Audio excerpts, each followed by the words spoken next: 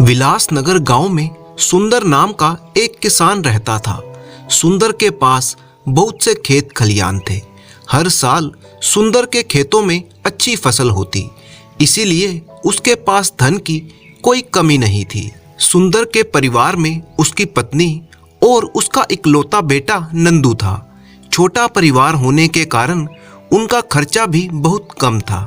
पूरा परिवार बड़ी ही मेहनत और ईमानदारी से काम करता था। सुंदर स्वभाव से थोड़ा कंजूस था। उसने कभी भी किसी गरीब को एक पैसा भी दान में नहीं दिया था। सुंदर का बेटा नंदू बड़ा ही समझदार था। वह अपने पिता के सभी कामों में हाथ बटाता। एक दिन की बात है, सुंदर बाजार गया तो उसने एक गाय देखी। गाय बड़ी ही तंदुरुस्त और अच्छी थी। सुंदर ने गाय खरीदने का फैसला किया। गाय के मालिक से मोल भाव करके उसने 800 रुपए में गाय खरीद ली। सुंदर ये सौदा करके बड़ा ही खुश था कि उसने सही दाम पर अच्छी गाय खरीद ली है। वह सोचने लगा कि अब उसके घर में दूध की कोई कमी नहीं होगी।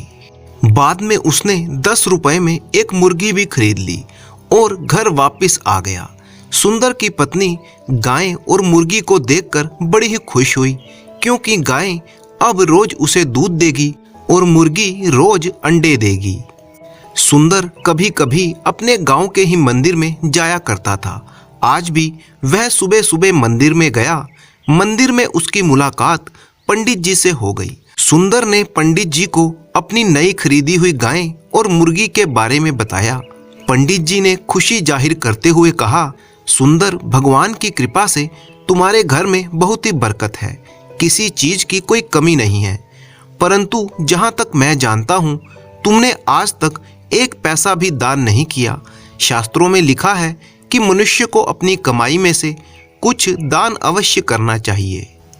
सुंदर ने कहा, बात तो आपकी ठीक है पंडित जी, मैं जरूर आपकी बात पर अमल करूंगा। तभी पंडित जी तपाक से बोल पड़े, अगर दान ब्राह्मण को किया जाए तो उसका कई गुना पुण्य मिलता है। असल में पंडित जी चाह रहे थे कि सुंदर उन्हें कुछ दान दक्षिणा दे। सुंदर ने कहा, अवश्य पंडित जी, मैं आपकी बात से सहमत हूँ और जल्दी ही दान दक्षिणा करने की व्यवस्था करता हूँ। ये सुनकर पंडित जी मन ही मन में बहुत खुश हुए। उन्हें पूरा विश्वास हो गया कि सुंदर अवश्य ही उन्हें दान दक्षिणा के रूप में कुछ धन अवश्य देगा। घर पहुंचकर सुंदर ने इस बारे में काफी सोच विचार किया। उसने अपनी पत्नी से भी इस बारे में बातचीत की। दोनों पति पत्नी इस बात पर सहमत थे कि उन्हें पंडित जी को दान के रूप में अवश्य कुछ धन देना चाहिए। अगली ही सुबह सुंदर ने अपने बेटे नंदू को बुलाकर कहा, बेटा, तुम अभी गांव के पशु बाजार में जाकर हमारी गाय और मुर्गी दोनों को बेच आओ और वापसी के समय गाय को बेचकर जो धन प्राप्त होगा वो पंडित जी को दक्षिणा के रूप में दे देना और मुर्गी को बेचकर जो धन मिलेगा उसे लेकर घर आ जाना और मुझे दे देना। बेटे नंदू को ये बात बिल्कुल भी पसंद नहीं आई। वो समझ गया कि पंडित महाशय उनके भोले भाले पिता का फायदा उठा रहे हैं, परंतु वो अपने पिता की बात को टाल भी नहीं सकता था। वह सोचने लगा कि वो ऐसा क्या करे जिससे सांप भी मर जाए और लाठी भी ना टूटे। आखिरकार उसको एक तरकीब सूझ ही गई। अगले दिन नंदू गाय और मुर्गी को लेकर बाजार गया और उनको बाजार में बेचने के लिए खड़ा हो गया। आधा दिन बीत गया, परंतु कोई भी खरीदार नहीं आया। फिर एक आदमी जो गाय खरीदना चाहता था वो नंदू के पास आया और पूछा, भाई, ये गाय कितने में बेच रहे हो? वह बोला, महाशय, सिर्फ 10 रुपए की। उस आदमी को यह सुनकर बड़ा ही आश्चर्य हुआ कि ऐसा कैसे हो सकता है। उसने कहा, मुझे यहाँ रहते हुए कितने ही साल हो गए, पर मैंने ऐसा कभी नहीं सुना कि गाय का दाम सिर्फ 10 रुपए हो। क्या ये गाय दूध देती है? नंदू बोला, हाँ हाँ, बिल्कुल देती है। 5 लीटर दूध सुबह और 5 लीटर शाम को। परंतु तुम्हें अगर ये गाय चाहिए तो साथ में ये मुर्गी भी खरीदनी पड़ेगी। आदमी ने पूछा, अच्छा, तो ये मुर्गी की कीमत क्या है? नंदू ने जवाब दिया, 800 रुपए। उस आदमी को ये सब एक झमेला सा लग रहा था, परंतु 810 रुपए में गाय और मुर्गी का सौदा बुरा नहीं था, सो उसने 810 रुपए देकर गाय और मुर्गी दोनों खरीद ली। नंदू ने बड़ी ही खुशी से 810 रुपए अपनी जेब में रखे और सीधा पहुंच गया पंडित जी के पास। वहां उसने पंडित जी को प्रणाम करके उन्हें 10 रुपए दक्षिणा के रूप में दिए, जो गाय की कीमत थी। पंडित जी तो दक्षिणा के रूप में मोटी रकम की आशा कर रहे थे, वो बेचारे मन महसूस कर रह गए। घर पहुंचकर नंदू ने 800 रुपए अपने पिता के हाथ में थमा दिए। इतने सारे पैसे देखकर सुंदर को बड़ा ही आश्चर्य हुआ। उसने अपने बेटे से पूछा, क्या तुमने गाय बेचकर उसके पैसे दान में नहीं दिए, या तुमको एक मुर्गी के इतने सारे पैसे मिल गए? नंदू बोला, पिताजी मैंने दोनों ही काम कर दिए। गाय को बेचने से जो पैसे मिले वो मैंने पंडित जी को दे दिए, और मुर्गी के इतने सारे पैसे मैं घर में लेकर आ गया। सुंदर अभी भी कुछ भी नहीं समझ पा रहा था। तब नंदू ने उसे साफ साफ बता दिया कि वह गाय 10 रुपए में बेचकर उसने 10 रुपए पंडित जी को दे दिए, और मुर्गी को 800 रुपए में बेचकर वह 800 रुपए घर ले आया। इस तरह से चालाक नंदू ने अपने पिता का कहना भी मान लिया और पैसे भी बचा लिए। नंदू के माता पिता भी उसकी इस होशियारी और चालाकी पर बहुत ही प्रसन्न थे।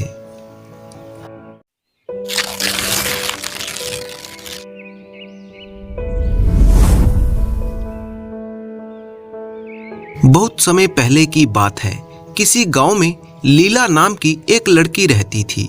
शादी के बाद वो अपने ससुराल पहुंची। उसके परिवार में सिर्फ वो, उसका पति और उसकी सास थी। कुछ दिनों तक सब ठीक चल रहा था। महीने बीतते बीतते लीला और उसकी सास में खटपट होने लगी। दिन बीतते गए, महीने बीतते गए, पर सास बहू के संबंध सुधरने की बजाय और भी बिगड़ गए। और एक दिन जब नौबत मारपीट तक पहुंच गई तो लीला गुस्से में अपने मायके चली गई। उसने निश्चय किया कि वो किसी भी तरह अपनी सास से बदला लेकर रहेगी, और इसी विचार के साथ वो गांव के एक वैद्य के पास पहुंची। उसने कहा, वैद्य जी, मैं अपनी सास से बहुत ही परेशान हूँ। मेरा किया कुछ भी उसे अच्छा नहीं लगता। मेरे हर काम में कमी निकालना और ताने मारना उसका स्वभाव है। मुझे किसी भी तरह से उससे छुटकारा दिला दीजिए। लीला बहुत ही क्रोध में थी। वैद्य जी बोले, बेटी, क्योंकि तुम्हारे पिता मेरे अच्छे मित्र हैं, इसीलिए मैं तुम्हारी मदद जरूर करूंगा, पर तुम्हें एक बात का ध्यान रखना होगा। मैं जैसा कहूंगा ठीक वैसा ही करना होगा, वरना तुम मुसीबत में फंस जाओगी। लीला बोली, मैं बिल्कुल वैसा ही करूंगी जैसा आप मुझे बताएंगे। वैद्य जी अंदर गए और कुछ देर बाद एक जड़ी बूटियों का डिब्बा लेकर वापस आए और लीला को थमाते हुए बोले, लीला, तुम अपनी सास को मारने के लिए किसी तेज जहर का प्रयोग नहीं कर सकती, क्योंकि उससे तुम पकड़ी जाओगी। ये डिब्बा ले लो। इसके अंदर कुछ दुर्लभ जड़ी बूटियां हैं जो धीरे धीरे इंसान के अंदर जहर पैदा कर देती हैं और 7-8 महीने में उसकी मौत हो जाती है। अब हर रोज तुम अपनी सास के लिए कुछ खास पकवान बनाना और चुपके से इन जड़ी बूटियों को उस खाने में मिला देना, और ध्यान रहे इस बीच तुम्हें अपनी सास से अच्छी तरह से पेश आना होगा, उनकी बात माननी होगी, ताकि मौत के बाद किसी का शक तुम पर ना आए। जाओ, अब अपने ससुराल वापस जाओ और अपनी सास के साथ अच्छे से अच्छा व्यवहार करो। लीला खुशी खुशी जड़ी बूटियों का डब्बा लेकर ससुराल लौट आई। अब उसका व्यवहार बिल्कुल बदल चुका था। अब वो अपनी सास की बात मानने लगी थी और आए दिन उनके लिए स्वादिष्ट व्यंजन भी बनाने लगी थी। और जब कभी उसे गुस्सा आता तो वैद्य की बात ध्यान में रखकर वो अपने गुस्से को काबू कर लेती। 6 महीने बीतते बीतते घर का माहौल बिल्कुल बदल चुका था। जो सास पहले बहू की बुराई करते नहीं थकती थी, अब वह घर घर घूमकर लीला की तारीफ करते नहीं थकती थी। लीला भी नाटक करते करते अब सचमुच बदल चुकी थी। उसे अपनी सास में अपनी माँ नजर आने लगी थी। लीला को अब अपनी सास की मौत का भय सताने लगा और वह एक दिन किसी बहाने से अपने मायके के लिए निकल गई और सीधे वैद्य के पास जा पहुंची। वैद्य जी, कृपा करके मेरी मदद कीजिए। मैं अब अपनी सास को मारना नहीं चाहती। वो तो एकदम बदल गई है और मुझे बहुत ही प्यार करने लगी है। मैं भी उन्हें उतना ही मारने लगी हूँ। कुछ भी करके उस जहर का असर खत्म कर दीजिए। लीला रोते रोते बोलने लगी। वैद्य जी बोले, बेटी, चिंता करने की कोई जरूरत नहीं है। दरअसल मैंने तुम्हें कभी जहर दिया ही नहीं था। उस डिब्बे में तो बस स्वास्थ्यवर्धक जड़ी बूटियां थी। जहर तो तुम्हारे दिमाग और नजरिए में था। लेकिन मैं खुश हूँ कि तुमने अपनी सास की जो सेवा की और उन्हें जो प्रेम दिया, उससे वो जहर भी खत्म हो गया। अब जाओ और खुशहाली से अपनी सास और अपने पति के साथ एक खुशमय जीवन व्यतीत करो। ये सुनकर लीला बहुत ही खुश हो गई और वैद्य जी को धन्यवाद देकर वापस अपने ससुराल लौट गई।